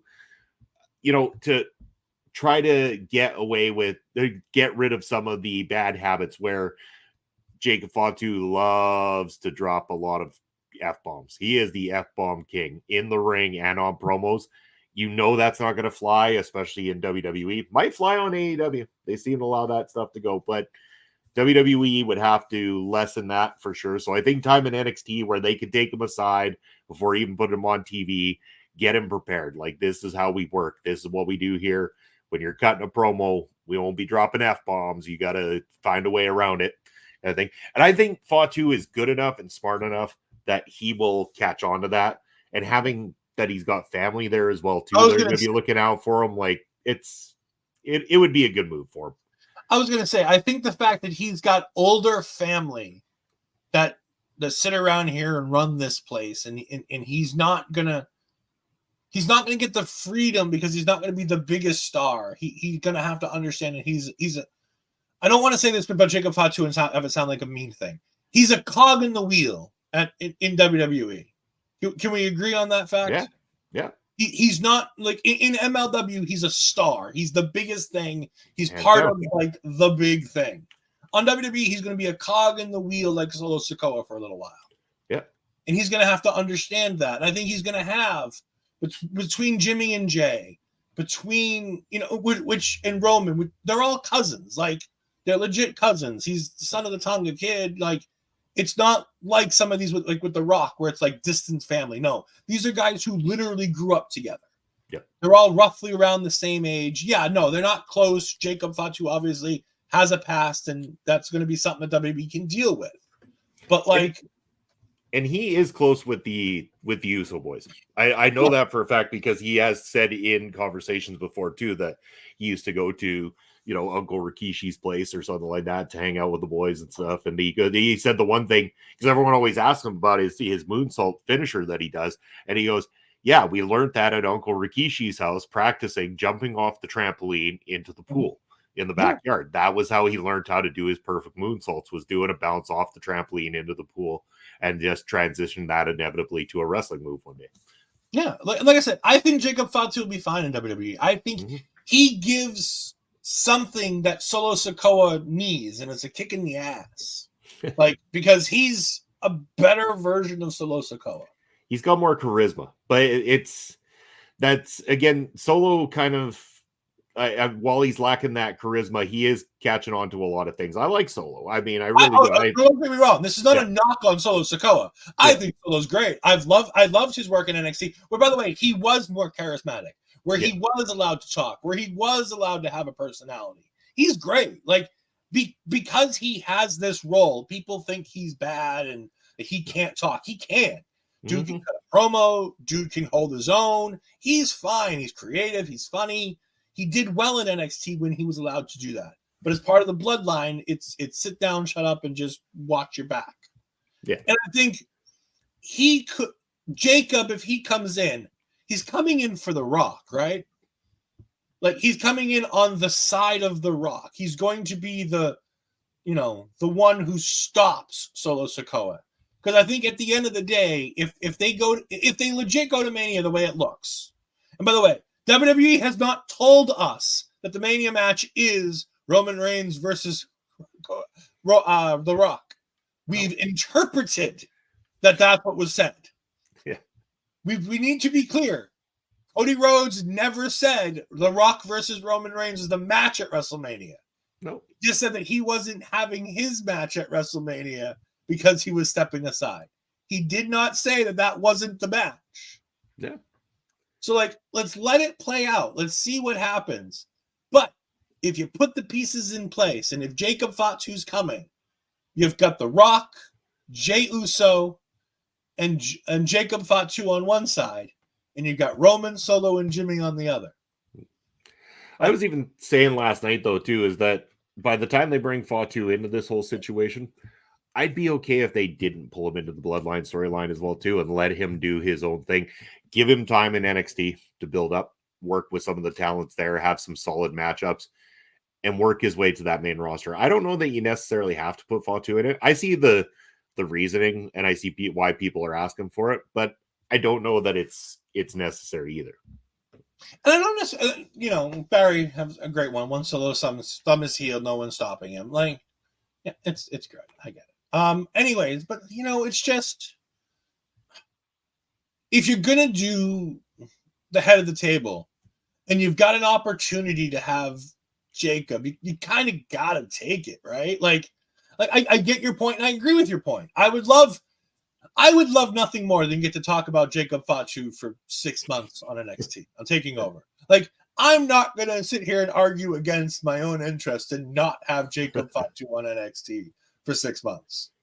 However, you've got a once in a lifetime, fingers crossed, not twice in a lifetime, because WWE, you never know. Once in a lifetime opportunity to tell something special with bringing in all of the Samoans. Like, not just some of the Samoans. Like, you can bring in Afa and Sika. You can bring in Kishi. Is Tonga even? I hate to ask. I don't think Tonga's still with us. I don't remember, to be honest. Hold on. I don't remember. Yeah. But you know what I'm saying? Have the opportunity to bring if you're going to start bringing them in, then you got to consider that, you got Lance Anoa'i out there that's unsigned as well, too. You've got both of Jacob's brothers that are out there, tearing it up, with Zila really making an impact on the independent scene right now, too. And, but those guys, I think that Jacob's brothers, they're too new. They're still too fresh. They're nowhere near ready. Yeah. I mean, with Lance and with Zilla, I think you can get away with not having them. I was going more towards you add Jacob as like the biggest and the best of the rest of the crew.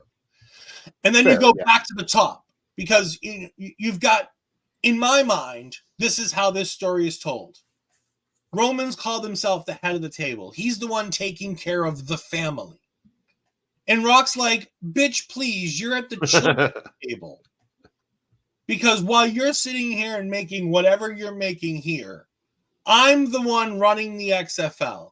I'm the one who just got put on the TKO board. I'm the one making $1 million in movies doing Fast 5, Fast 6, Hobbs and Shaw. I'm the one who brought you into Hobbs and Shaw to do that movie with me. It's only because of me that you got that payday. You think you're the tribal chief? You think you're the head of the table? Bitch, please. I'm the head of the table. I mean, essentially, Brock comes from that direct descent of the High Chief Peter Maivia, so really, there's the start of the head of the table right there for you. Yeah. Like, I think that people are getting caught up in the Cody of it all. And just enjoy the story we're going to get for the next 10 weeks. And yes, a lot of it's going to be via satellite. I get it. Make the jokes. Ha ha. Funny, funny. Rock's not going to be here to build his match. Fuck, Roman ain't ever here to build his match. What the fuck does it matter? What difference is it going to make? It's not like Roman's going to be there week in and week out for the next 10 weeks. Yeah, the funniest part about Friday even was too is that Cody comes out and he's still that bit that plays where it's like wrestling has more than one royal family as he goes to walk into a ring filled with Anawais and Maivias and a Heyman, yeah, like and a Heyman, yeah, and a Heyman. This is a special opportunity, and I do not blame one iota WWE for taking the opportunity to have this special moment. No. It'd be one thing if this were CM Punk or like, like you're taking somebody's last chance. But, this is something they've been building to. Rock even said it. They were trying to build to this last year and things fell apart. Yeah. They've been doing this for a long time. And if you make this entire weekend about The Rock, it might be real fun. Think about it. You could put The Rock in the Hall of Fame. You could. Where he rightfully belongs. Like, I know we make fun of the WWE Hall of Fame as the hall of we put in whoever we want. It is. But if there were a real professional wrestling Hall of Fame, The Rock's hit the marks to be put in said Hall of Fame. Of course he has. Of course he has. Especially for the fact that him and Austin are the ones who broke that boundary between being a professional wrestler and being a mainstream star. The Becky Lynches, the Seth Rollins, the Roman Reigns, all these people who are who they are right now, and even going outside of this company and going to other companies and these stars that they are in their own industries and outside of professional wrestling, that doesn't happen without The Rock. Doesn't happen without Stone Cold Steve Austin. And then you go back and it doesn't happen without Hulk Hogan. All the problems around Hulk Hogan aside, it doesn't happen without Hulk Hogan. And Hogan doesn't happen without, the Billy Graham and the Roddy Pipers and these other people who made a name for themselves in the territories. The Von Erichs, the Freebirds. You keep going back and back and back, and then you get to Haystacks Calhoun. Good old Haystacks. But you get to that point. I mean, El Santo. Yeah. Like, El Santo is a revered name in Mexican life, not just wrestling, but life. El Santo was such a big deal. Like, he made what was like 100 movies, I think it is. I think it's credited to him and his roles. Yeah. Like, the dude was a star. Mick Foley, okay, I'll give it to you. I don't consider Mick Foley do you consider Mick Foley a mainstream star? People outside of WWE, if you say Mick Foley, do you think they know who he is? You could make the argument based on the fact that Mick Foley did transcend it to a degree. Maybe it wasn't within like movies and television as much as it was through the writing of children's books and doing some stand-up comedy and stuff like that. So a little bit, not as much as the names you're dropping. Again, kind of thing. And that's why it's like, you didn't bring up The Undertaker, but again, The Undertaker had a mystique within wrestling. The Undertaker didn't transcend professional wrestling. A lot of mainstream people outside of wrestling know who he is, granted, but he didn't go and do that because he took off to Hollywood to go be a star or anything like that. I mean, if you think that his appearance in Suburban Commando was about to make him a star, then you're grossly mistaken. Yeah, like I said, there's something about the mainstream ability. Like, WWE right now is talking about mainstream. Like, look at Logan Paul. Logan Paul's not here if we don't have The Rock and we don't have Stone Cold. And again, we go back through the same, but you know what I'm saying? Like, we don't have celebrities trying to be part of wrestling like this. Because the Rock and Wrestling Connection doesn't really count. Like, Mr. T trying to be in wrestling doesn't really count because he didn't want to really do wrestling. He just wanted a big payday. Yep. And a lot of those early celebrities are all about, using their celebrity to get the WWE over. Whereas it's different with Logan Paul. Logan Paul is about taking Logan Paul's celebrity and bringing him in and making him a deal here. And I think that has something to do with it. It does, I mean, arguably help that he's got that celebrity, that he might bring some mainstream eyes over to the product, and they have done that quite nicely with him and Bad Bunny, so to speak, in modern times, according, with celebrities in wrestling. But I think Logan Paul is, the best part about him is he's taken it to a whole new level. He isn't just a celebrity in wrestling. He is a celebrity that's become a wrestler. I agree. And we talked about how he's, and we talked about this before on the Rumble show, about how much he's improved and how he's at the top of that celebrity list, but it's almost like we have to start taking him off that list. Like you just said, he's no longer a celebrity who does wrestling. At this point now, we have to start putting him in he's a professional wrestler. Yeah. He's part-time, and he deserves to be part-time. I don't want to see Logan Paul every week. Yeah. I want Logan Paul to be a special attraction. I want him to show up every couple months, every couple weeks, but I don't want to see him every show. It's not like Kevin Owens or Sami Zayn or Cody Rhodes, where I want to see them week in and week out. But I want to see him having a match on every PLE. I want to see him having matches on SmackDown here and there. I want to see him coming out and cutting promos on SmackDown and not just being via satellite. And the thing about Logan Paul is he's willing to do all that. That dude's willing to go to Saudi Arabia. Now, granted, Saudi Arabia shows they are what they are, but he's willing to go to that payday. But he's willing to do it. Yes. Where so many people are like, like a celebrity would worry about how it looks or whatnot. Logan Paul is like, I'm going to make all the shots. If they need me for a show, I'm there. And we've not heard any word about anybody being like, Logan Paul's a problem backstage. Logan Paul thinks he's bigger than the business. Logan Paul's, not showing up and, just taking. Or Logan politicking or anything. As much as he takes. Yeah.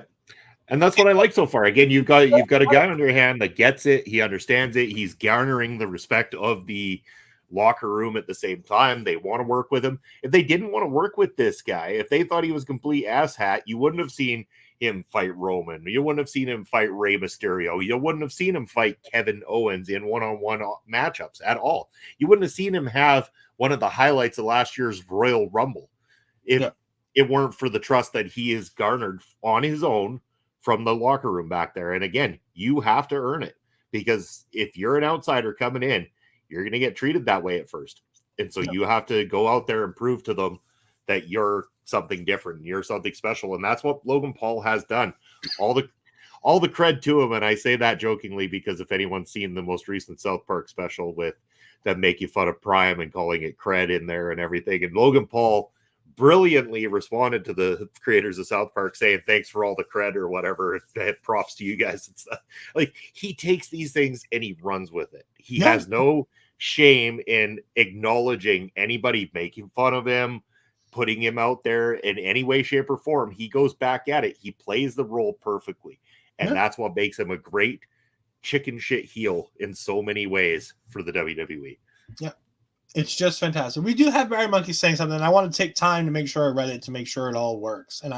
So it's a long one, so I'm going to put it on screen and might cover up us up a little bit here. I've long thought that the Bloodline story should end in Samoa. You have the American Samoa there with the U.S. military base with well over 10,000 Americans, as well as Samoans in the Western Samoa. So it's not an issue getting a crowd. Have a big American airfield so there's no trouble getting there. Make it special, and time isn't a massive issue. I don't hate this idea. No. It makes a lot of sense. WWE's doing some stuff worldwide anyways. And no, is it as flashy as a lot of other things? No. But it does make sense for having this, a big match for the end of this Samoan bloodline story to potentially take place on American Samoa. Yeah.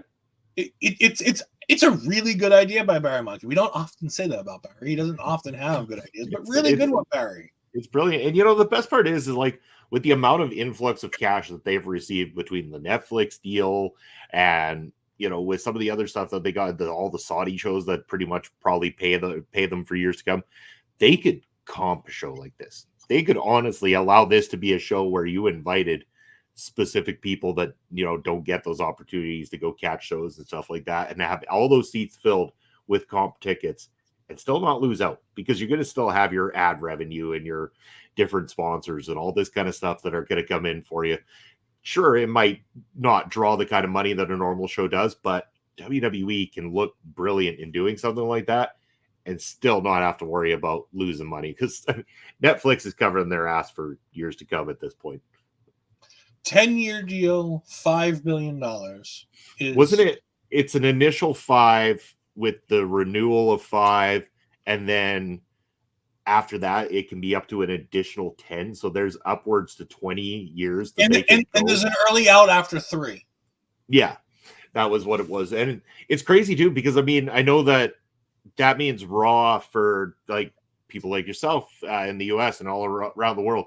In Canada, it's a completely different game changer, because not only does it bring Raw to Netflix as a regular thing, we actually are going to be able to get the network through Netflix. It'll be an addition to Netflix. So anything WWE Network like you guys have with Peacock down there, we will be able to get through Netflix starting in 2025. So that is a great addition as well too. Yeah, more money, but overseas it does the same thing. It brings all of the WWE into one spot for people like Barry overseas, who now no longer have to have, you know, BT Sport or TNT package, whatever it might be for some of these packages. It can all be in this one lump sum, like you were saying, and it's going to be an interesting way to do it. And for us, the idea of going streaming is such a weird and interesting idea. And Disney did this first, if I can recall, with like a streaming platform that's specifically streaming, doing its own live programming with like Dancing with the Stars is the first thing I remember on Disney Plus. Yeah, going full streaming, like they've live. Done some live concerts as well too on Disney. But I think all of those are recorded and then just put like as like a premiere or something. But I think the first, but the same idea. It's this idea of going live with your own individual content, as opposed to, you know, Hulu Live TV, where it's just you're just playing what's on television. Yeah. Also, for the first time ever, WWE will be beaten by, we can pinpoint the day. The WWE, you know what? I'm going to go ahead and do it. I'm going to go find the date. It's the first week of January in 2025. And it means no commercials. No. There are now ads. There's an ad plan on Netflix now. So the wrestling will continue to have commercial breaks. But you'll have, like you did in the pandemic, for certain people who didn't have to watch it on television, you'll have whatever happens during the ad break if you have like an ad-free service.